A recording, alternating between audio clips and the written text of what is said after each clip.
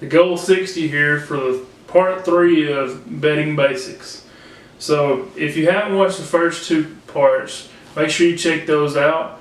And also you'll notice at the bottom I have my link to my website. So I'm going to make this video pretty short, and I'm going to blog about it in extent on my website. So go there, check out all the content, and get a more in-depth look. But overall, I'll give you what we'll talk about. So this is part 3 is talking about wagering at different parts of the season. Okay, so the first 2 weeks, and then the mid part of the season, and then the last part of the season.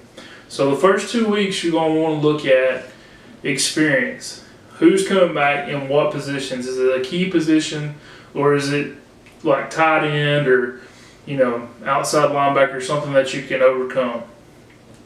General feel. So how does this initially look to you? Also, how did they finish the season? So did they come into their bowl game with being heavy underdogs and come out and play extremely strong and hard and come out with a win? Did they blow out their opponent? Did they lose big? How did they finish the season? And last, coaches. Was there a major coaching change? Did they change the coordinators? Such as that. So that's the first couple weeks of the season. The middle part of the season, weeks 3 to 8, you want to look at consistency. Is the team very consistent, even through non-conference and conference play?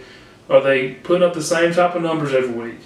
Are they like a roller coaster, up and down? Injuries are big. Has somebody come out in the first couple weeks of the season and played lights out and now they're hurt?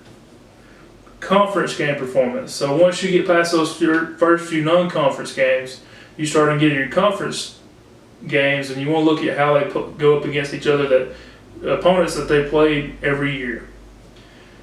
And last, home away. How are they faring? They play, is there any kind of trend? They play really good on the road, they play really bad on the road, etc. Then you move into the last third of the season, weeks 9 to 13. How are the standings in the conference? Not the top 25, but in the conference. So does this team have a shot at coming away with a division title? Are they just fighting for a bowl? What are they doing? Reasons to play. Going back to the bowl games. If you got a 5-6 team taking on a 1-win team, that 5-6 team is playing for their chance to go to a bowl game. They're going to come out a lot harder, etc. And last, injuries. Injuries are a huge part of this part of the season, because you've been playing with the same team the entire time, and then all of a sudden a key figure goes down. You've got a lot to overcome the last couple weeks.